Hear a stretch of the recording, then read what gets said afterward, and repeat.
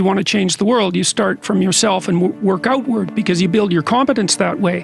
It's like, I don't know how you can go out and protest the structure of the entire economic system if you can't keep your room organized. People try to change the outside world for lots of ways, but many of those ways aren't just pure good. And so what I've thought about is that, well, what you start to do is you start to tell and act out the truth locally, like within the domain of your actual competence, you know, because the world presents itself as a series of puzzles, some of which you're capable of solving and some of which you're not.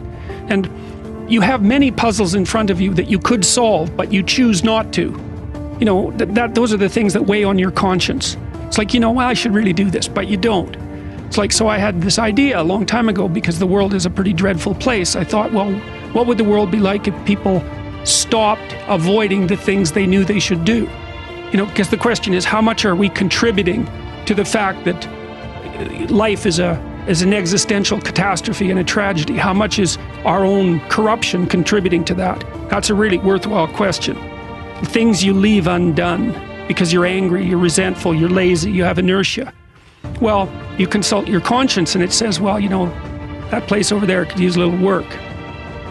It's the same as working on yourself, and so you clean that up because you can, and then things are a little clearer around you, and you're a little better off because you've practiced a bit, and so you're a little stronger, and then something else manifests itself and says, well, maybe you could like take a crack at fixing me up too.